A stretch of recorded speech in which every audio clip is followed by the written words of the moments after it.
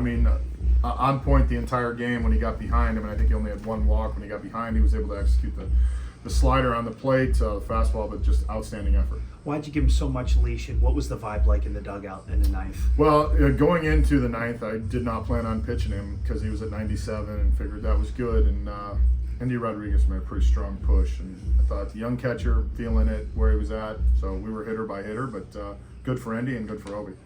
Not as a gotcha question, but do you know how many pitchers you've let pitch the ninth? 3. Good guess, 3. All 3 of them through complete games. Yep.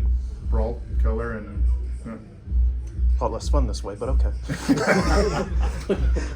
Whenever we talk like workloads and managing pitchers, like how is it difficult to like put aside like the romanticism of a night like tonight and just letting it happen? No, I mean, I think that goes into play, and the fact that he was efficient. I think he had two innings where he was 10 pitch.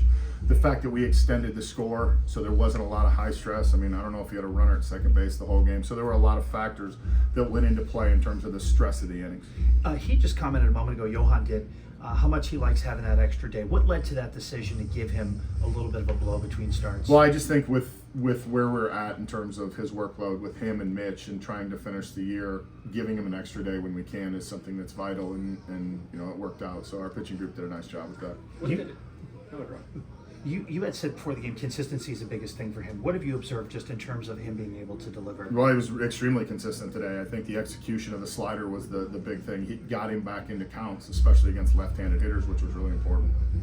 What did Andy say to you, out of curiosity? He just he stood behind me as Oscar and I were talking about it, and he just kept saying, "Let's go. He's fine. Let's go. He's fine." So I looked at Oscar and was like, "All right, let's go."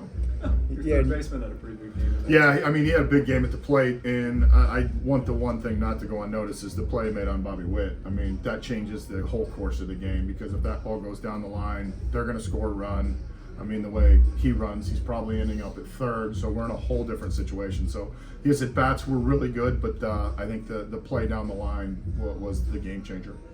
Yeah, and you mentioned that no Royal reached second, and he didn't face more than 4 hitters in an inning. I mean, when you put it in that perspective, I mean, how impressive was his complete game tonight? Yeah, I think that's it. And that's why he's able to go back out for the ninth, just because of the lack of stress in the innings. It's that it's not like he had to battle out of a bases loaded jam, or he had a couple high stress innings. He did a good job when he needed to with 2 outs to put the ball on the ground. And having the 2 quick innings really helped.